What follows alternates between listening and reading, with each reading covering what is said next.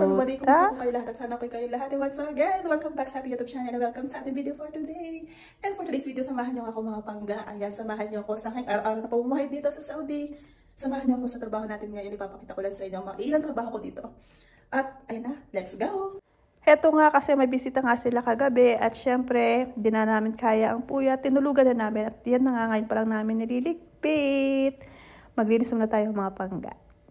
Wala nga akong mga kasama dito ngayon na nagliligpit ng mga kalat nila mga pangga at solo ni Inday ngayon ang maglinis dahil yung mga kasama ko nga ay nasa kabilang bahay. Ayun nga at busy nga din sila doon dahil may mabisita nga rin kami darating. At kailangan nga din nilang mag-ayos doon at linisin lahat bago dumating ang mga bisita at dahil may catering din doon sa bahay, sa kabilang bahay, kailangan muna nilang linisin lahat at ayusin lahat yung mga gamit at ihanda lahat ng mga gamit. Kaya ngayon, solo flight lang ni Inday ang paglilinis kaya sobrang pagod pero bawal tayong magreklamo.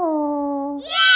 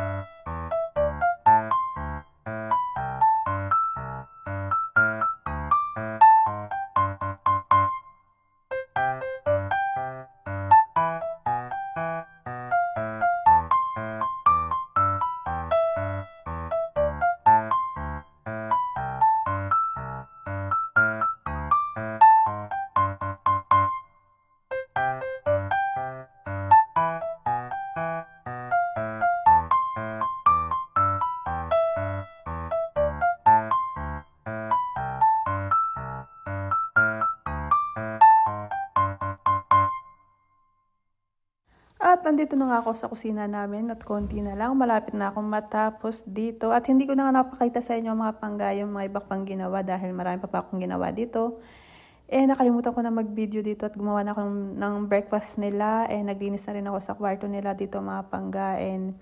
Hindi ko na kayo masasama sa ibang mga videos natin dahil nga may mga guests kami at bawal tayong kumuha ng mga video dito at kailangan tayo mag-ingat kumuha ng video. Kaya, ayan, dito na muna tayo magbi-video sa kusina na to.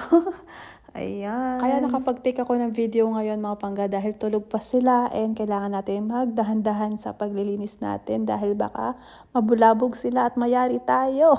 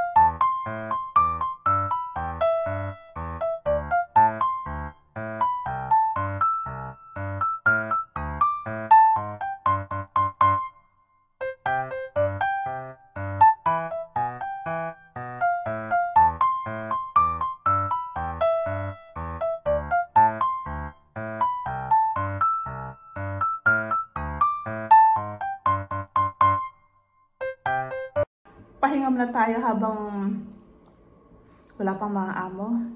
At pagod ang ating inday for today's video. Ayan na nga, kahit sobrang pagod tayo, huwag pa rin natin kalimutan ang kumain. Ngayon mga pangga, kasi nga may mga bisita kami, may mga guests kami na nandito sa bahay. Kaya ayan, instead na magpahinga, dahil wala yung amo kong babae, hindi pwede. Dahil may mga bisita kami, ayan. Kahit pagod tayo, huwag pa rin natin kalimutan ng pagkain. Kaya ito yung mga pagkain na mapangga. Pagkatapos nilang kumain, syempre tayo naman ang kakain. Ang dami nilang tira. Tingnan yung mga pagkain na mapangga. Kainin natin ang mga tira nilang pagkain dahil bawal yan itapon dito. Pag may tirang pagkain, kailangan kinakain at bawal itapon. Kung hindi naman kayang kainin, ipamigay sa labas kasi bawal talaga magtapon ng pagkain. Ayan, kasi yung mga pagkain dito, mga pangga, pag sinerve mo na isang beses, hindi mo na kailangan siyang iserve ulit. Kahit yung mga tinapay, kailangan bago yan. Pag sinerve mo, bawal mong iserve ulit yung mga kinain nila kanina umaga or kinain nila kanina tanghali. Kailangan laging bago ang pagkain nila, ganyan sila dito. So, ayan na mga pangga, kain muna tayo at magpahinga muna tayo ng konti habang wala pa dito yung amo ko, lumabas sila saglit. And kain muna tayo. Maraming salamat sa pagsama sa aking video for today's video. And maraming salamat sa support ng mga pangga. Love you all mga pangga. Much love and God bless everybody. Mwah!